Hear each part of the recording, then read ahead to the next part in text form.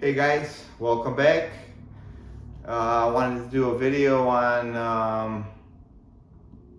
the last 2.5 years, 3 years.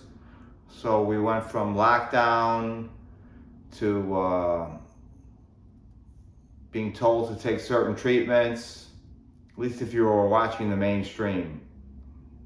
And so now we're at the point where a lot of truth is rising to the surface. What we learn now is that all these people that have been censored over the last 2.5 years or so on YouTube, on Facebook, on Twitter, a lot of people were removed. Some of the people that were on the Joe Rogan show were demonized by mainstream media. And what we're finding out is much of what they had to say was the truth. And we now know that because a lot of people have lost their lives over the last 2.5 years from treatments that were encouraged by people in the mainstream, people that control platforms. Other people have been injured. And we're talking about thousands and thousands of people. It's not a small number. Some people have referred to it as a crime against humanity. Whether that's true or not, I don't know. I guess we'll find out in time as this all unfolds. And so, what can we learn from all of this? Well, just speaking for myself, my own experience with the hair transplant industry served me well because I know how this all operates, how the truth is suppressed, how the system operates. So I didn't sign up for any of these treatments. Not only that, I advised my close friends and family, at least those that were willing to listen.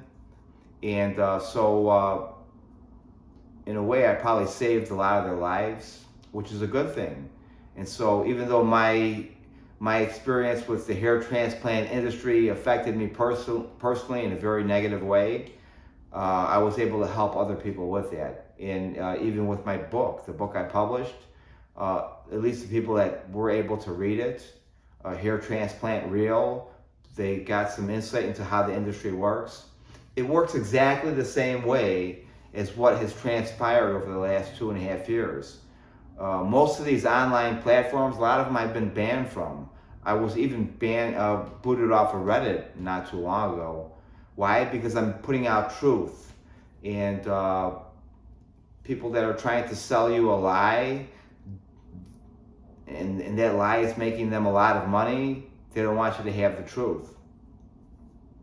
And so this all works the same way.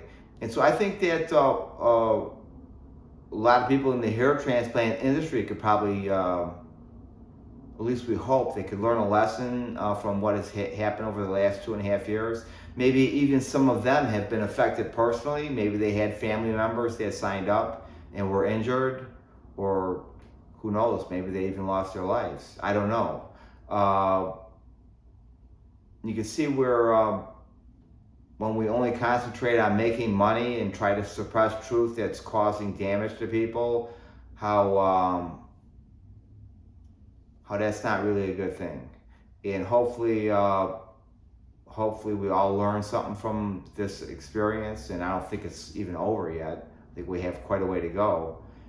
It's just a battle between from the truth and from lies, and from who's gaining from all of this, and what is it that they're gaining? Is it just money? Is this all about money? Or is there more to it all?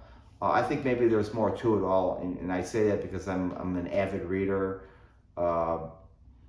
and so I kind of get an idea of how this all works. But anyhow, works the same with the hair transplant industry.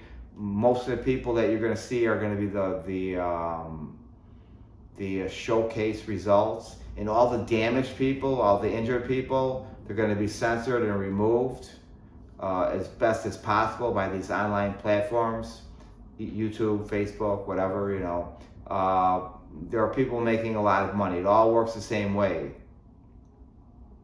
So it's a wake-up call for all of us, especially those in the industry. You know, like I said, if God forbid someone in your own family was injured, you can kind of see how I feel and how many other patients feel when you suppress the truth and when you censor us. And you know you're doing this, and you know you're making money from it.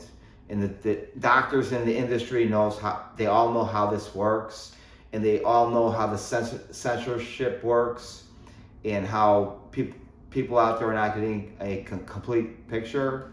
And so it's time to stop all this. You're harming a lot of people.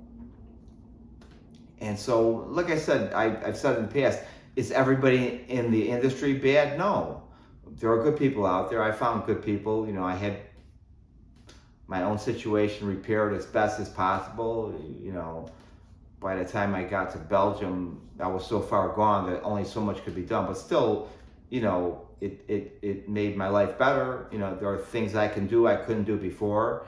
And so the last 2.5 years should be a big lesson to everybody, like I keep repeating here. And can't be just about money, man. You have to do the right thing. You can't, you have to let the voices be heard. A lot of these people that are now trying to walk back what they've said in the past, they're trying to rebrand themselves, create a new image, whether it's a Fauci resigning, whether it's a Burke saying, oh, well, she knew that this wasn't going to work, and whoever it is that is out there, whether it's the platforms that we're censoring, that are kind of saying, well, people made us do this and that. Everyone's changing their stories all of a sudden. I think they're all concerned that they're going to be criminally prosecuted. And we hope that does happen, because we're talking about people dying here. A lot of people, thousands and thousands of people injured or dying. And so slowly the truth is getting out there, and there's going to be a price to pay for causing injury to people. And like I said, the same applies to the hair transplant industry. So guys, if you're continuing to do this, suppressing information, you know, I know you have the big smile, like everything is great, and we know that's not the case. It's time to stop harming people. Okay, thank you for watching, and I'll see you on the next video.